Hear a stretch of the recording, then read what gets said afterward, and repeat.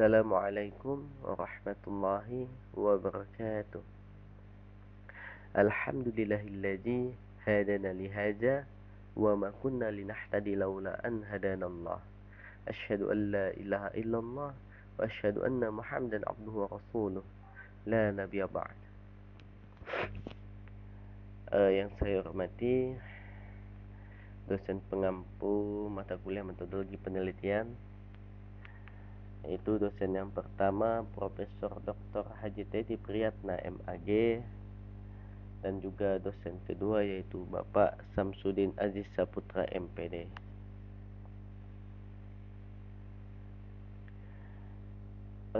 Saya di sini akan menjelaskan gitu terkait proposal yang sudah saya buat, di mana berjudul implikasi penggunaan gadget terhadap akhlak dan juga perkembangan sosial emosional peserta didik.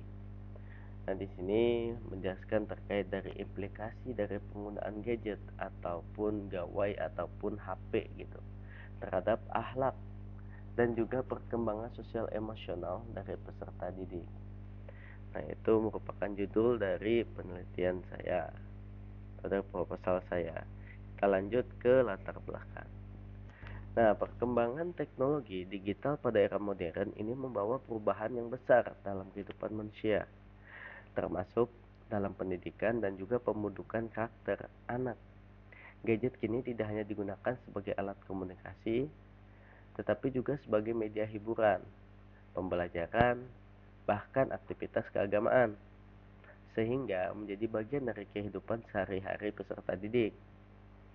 Namun, penggunaan gadget yang berlebihan dan tanpa pengawasan dapat menimbulkan dampak yang negatif, seperti anak menjadi lebih introvert, mudah marah, kurang terampil berkomunikasi, dan juga lebih memilih interaksi gitu melalui layar dibandingkan berinteraksi langsung dengan lingkungan. Berbagai penelitian juga menunjukkan bahwa banyak siswa itu menggunakan gadget lebih untuk bermain game dan media sosial dibandingkan untuk belajar, sehingga mengurangi interaksi sosial tatap muka yang penting bagi perkembangan sosial emosional dan juga akhlak. Kondisi ini menegaskan bahwa gadget ini memiliki pengaruh terhadap akhlak dan juga perkembangan sosial emosional anak jika tidak diarahkan dan juga dikontrol dengan baik. Nah, di sini itu menjelaskan bahwa adanya kontrol adalah suatu hal yang penting gitu dalam gadget ini, pada penggunaan gadget ini terhadap anak gitu, dimana guru dan juga orang tua harus bisa mengontrol gitu dari penggunaan gadget yang digunakan oleh anak ini. Agar apa? Agar penggunaannya itu dampaknya itu lebih banyak ke positifnya daripada ke negatifnya. Jika tidak kita kontrol dan juga kita awasi, berkemungkinan itu menimbulkan dampak negatifnya itu lebih besar gitu, dimana anak akan banyak bermain game, dimana di situ dapat membuat mereka tuh lebih introvert, terus mudah marah, dimana bermain game jika kalah mereka marah gitu kan. Nah, itu merupakan latar belakang dari proposal saya. Lanjut saja ke rumusan masalah. Di sini saya membawa 3 rumusan masalah. Yang pertama, bagaimana pengaruh penggunaan gadget terhadap pembentukan akhlak anak pada usia sekolah dasar. Nah, di sini saya memberikan suatu pertanyaan, itu bagaimana sih pengaruh penggunaan gadget itu terhadap pembentukan akhlak anak pada usia sekolah dasar gitu.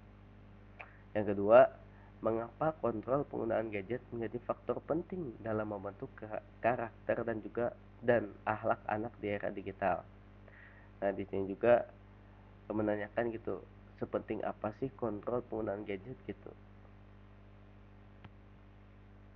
Mengapa sih kontrol penggunaan gadget itu menjadi faktor penting gitu dalam membentuk akhlak anak di era digital gitu.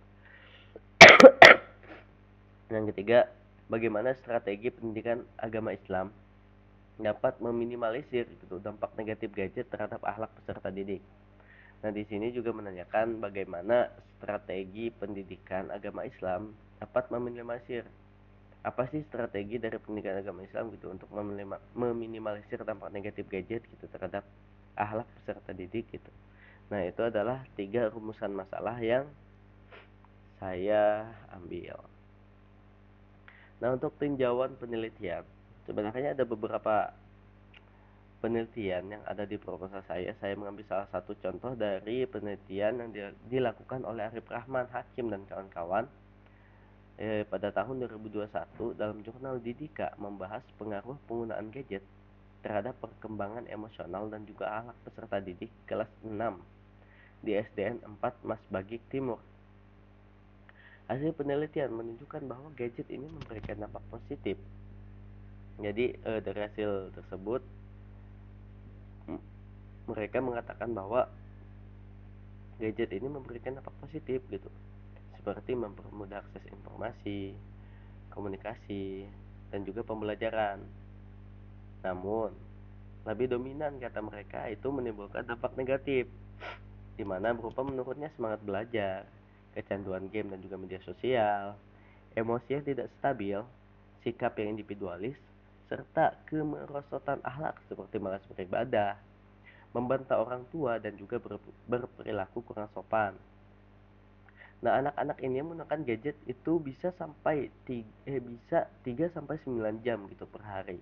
Dan lebih tertarik bermain game seperti Mobile Legends, Free Fire, PUBG, ditambah lagi ada Roblox kan sekarang, daripada belajar gitu.